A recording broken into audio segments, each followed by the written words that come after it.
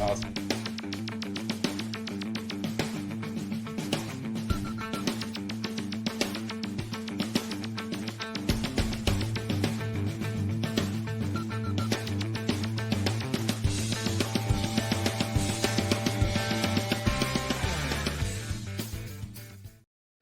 It is that time. It is the Sheath Superlatives of the night.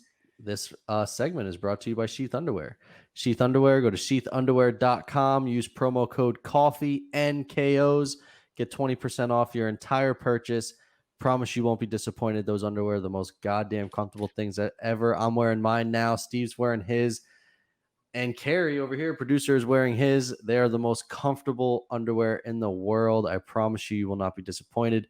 Sheathunderwear.com, promo code COFFEE, 20% off your entire order. Don't forget to sheath your dagger. And fellas, we've reached, which has kind of become my favorite part of the show. I mean, I love the whole show, obviously, but the superlatives is always fun. And it at times gets us to talk about fights that we didn't necessarily talk about in the beginning of the show. It kind of lets us highlight the prelims a little bit because I feel like they're always featured on this quite a bit. And so we'll get to the Jacked on Caffeine performance of the night. I'll go first on this one, and then we'll just kind of go in a circle. So then, Steve, you can have the espresso, and then we'll let Aaron get the decaf. Thank you. So Jacked on Caffeine performance of the night for me is going to be Tom Aspinall. He won me money, so I'm gonna that kind of lean into my favor too. But in all seriousness, though, we saw another part of Tom Aspinall's game. Couple parts. We saw him go into the second round, which prior to this fight, he hadn't even made it past the first minute because he's knocked everyone out. So we got to see that. We got to see what he looked like in round two, and then we also got to see his ground game, which he said that he doesn't have a ground game. Michael Bisping asked him, and he's like, "What ground game? I don't have a ground game." And what does he do? He steamrolls right through Arlovsky, takes him to the ground, sinks in a choke for about a quarter of a second, and Arlovsky taps. And yeah, I mean, obviously anyone that listens to the show knows we're high on Tom Aspinall. We really, really like him. But I thought tonight, I said it in the video. Dave sent us a video, and we all responded to it. And I said, I think that a star is going to be born in Tom Aspinall. And I don't know if he became a star tonight, but we got to see different aspects of his game. I really liked it. I thought overall his performance was very, very, very good. And so he gets my Jacked on Caffeine performance of the night. Yeah, it was between him and one other person, and I'm deciding if I want to go with Aspinall again, double up on it, or if I want to just give it to our guy Derek Minner. I was hoping you did that. Who also I think deserves it. I'll give it to Derek Minner, dude. Just from the fact that we go into this with Charles Rosa just talking all this smack out of nowhere for no reason, just saying, I'm going to get the round one knockout. I don't even know if he landed more than 5 strikes, maybe. And then he said if it goes to the ground, he's going to have the absolute advantage there. Derek Minner just took the fight to him every single round, did the same thing, controlled the fight every single way that it went. The transitions were crazy, but Minner always ended up on top. He was in danger for like a little bit, but he almost finished the fight in round 2. He was throwing up submission attempts. He was landing the ground and pound. He just showed out. This is just another James Krause prospect, Glory MMA, just going out there. Is he on another planet? I don't know, Aaron, but the guy is definitely doing something correct. He's doing something good. He's winning. I'm giving it to Derek Minner. Nice. Yeah. I had a couple of guys or gals I'm thinking about giving it to. I gotta give it to Julian Erosa though. Like he took that triple shot of espresso like down in 50 seconds. Like I had on mute. I have Sports Center on. I got to see that knockout as we were talking here. And I mean, the last shot, Ledwell's falling backwards as he's on his butt. I mean, it was over. It was clearly over. I've never seen Julian Erosa look like that before. Hit him with uppercuts, hit him with straights, hit him with a flying knee. I mean, that's a jacked up performance if I've ever, I think that is perfectly worthy. So Julian Erosa, shout out. Yeah, I 100% agree. Steve, espresso shot of the night. I mean, I don't know how you go any other direction. Well, I mean, I do know because, like you said, I think that Julian Erosa shot with the knee was incredible. We had a whole ton of finishes on this card early on. But you got to give it to Derrick Lewis. I mean, I don't know how you can really go elsewhere. He just knocked out Curtis Blaydes cold with that one uppercut shot. Then he goes in, lands like 3 more massive shots because Herb Dean allowed it. But it just, when he goes in and said his game plan was to just throw the uppercut, knowing that the takedown was coming in, and he landed it as hard as you can really land it. And just to see Curtis Blaydes go out like that was kind of sad for Curtis Blaydes, but it was just incredible for Derrick Lewis. And I know there was a few other finishes, but it's hard to not give it to Derrick Lewis when he goes out there and does what he does best. Yeah, I mean, I think this is one where it's like if you have the premium shot, it's definitely Derrick Lewis. But let's say like you're got the college student shot special. I'm gonna give it to Ayman Zahabi, because that shot he landed on Jakar Close. Jakar Close like curled up and went to sleep.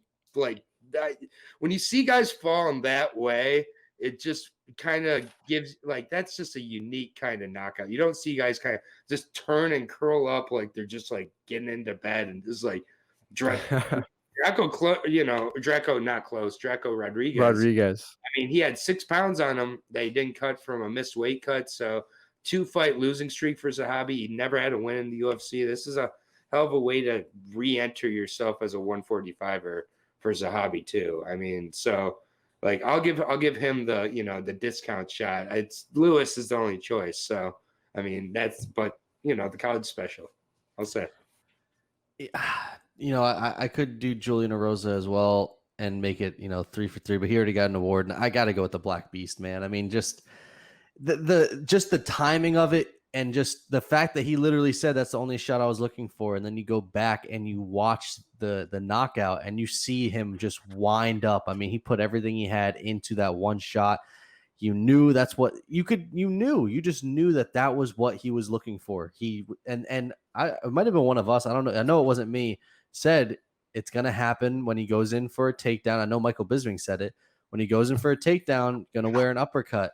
And that sure as hell was what Lewis was looking for. And to execute that was just one. I think it's a little foolish on Blaydes' part. We already talked about it. I think Blaydes could have played that better, but hats off to Derrick Lewis, man.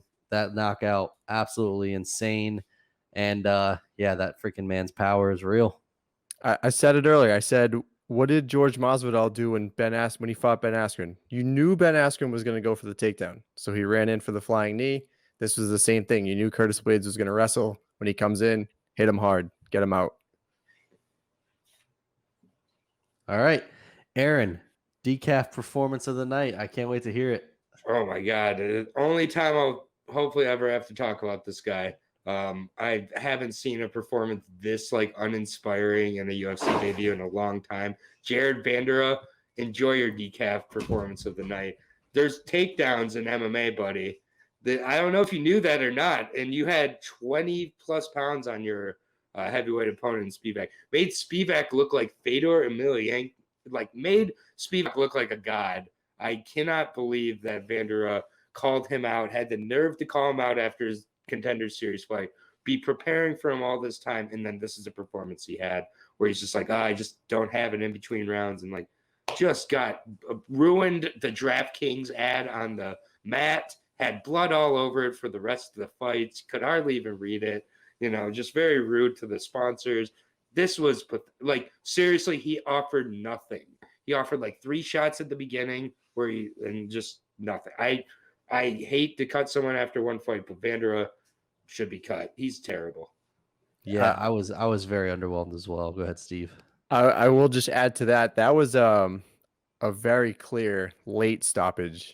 But that could have been stopped 30 shots before. I was like, wait, dude, you need to stop this fight. He's gonna die. His face is split open. Well, Kerry was playing video games, and he looked up and saw it going on, and then he looked down and looked up, and he's like, hey, this fight is still going. This should have been stopped. I agree. He was getting just manhandled, and what a shit call out.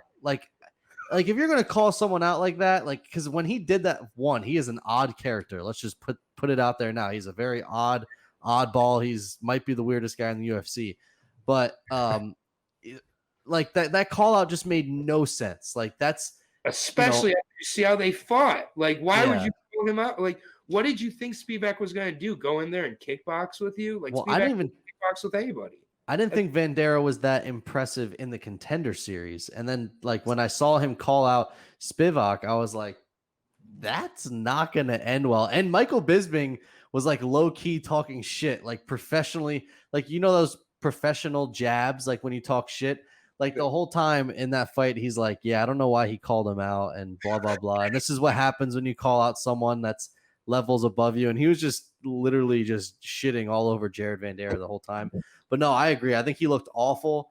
I don't think he has many chances in the UFC either. I mean, it just, he had nothing to offer. I totally agree. I think that he, you know, was a guy that if he was going to win, it was going to be a lucky one punch KO type thing. And I don't even think he possesses that kind of power for that division. So no, I'm 100% behind you, Aaron. I think that he is probably the most deserving on the whole card. But I actually had a couple names written down. I'll do honorable mentions after because I don't want to take any one of Steve's, but I'm gonna go with Charles Rosa. One, because the Boston thing still pisses me off. Like, Steve, I don't know how that doesn't make you mad, man. Lives in Boca Raton.